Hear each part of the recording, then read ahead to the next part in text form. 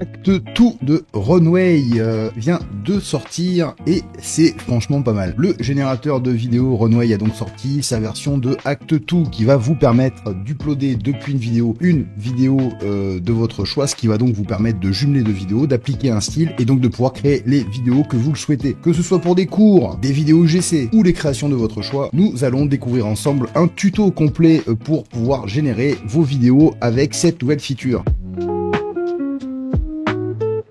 Et voilà pour cette petite démo sympa quand même, Acte 2 de Runway, donc qui est sorti, nous on a eu la disponibilité en tout cas aujourd'hui pour les créateurs.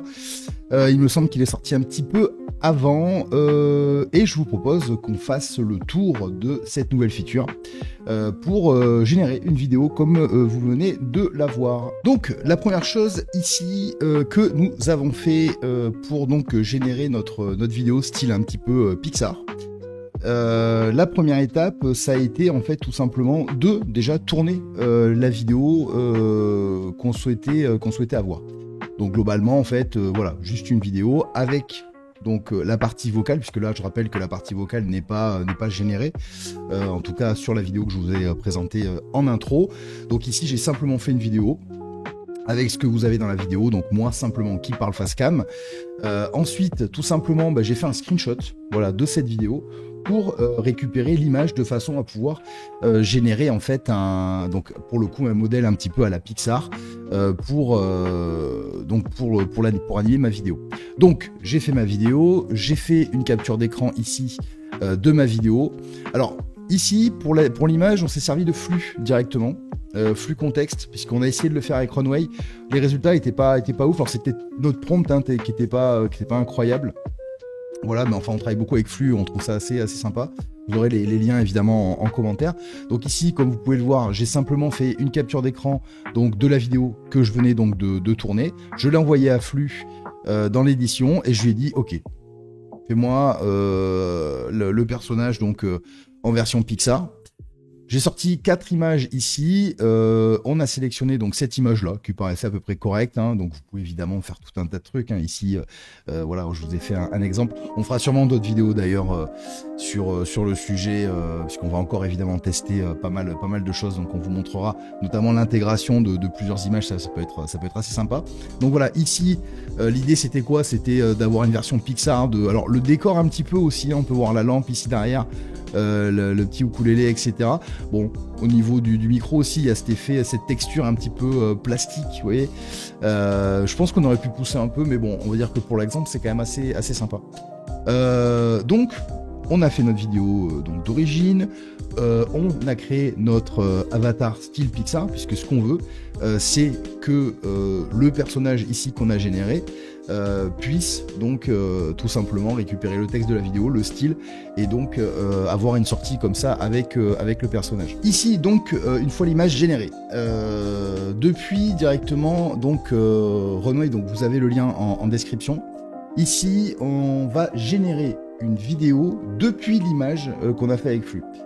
Puisque l'idée en fait c'est d'envoyer notre vidéo de départ, donc face cam qu'on a tourné, et une vidéo avec notre personnage qu'on a généré en image. On va animer ce personnage de façon à envoyer les deux vidéos. Voilà.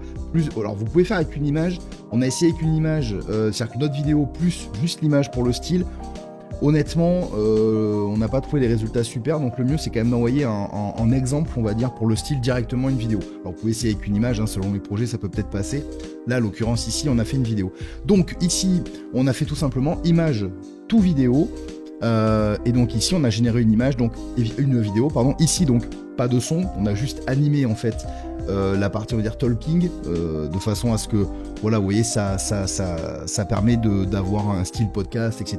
qui pourrait coller à la vidéo qu'on a envoyée.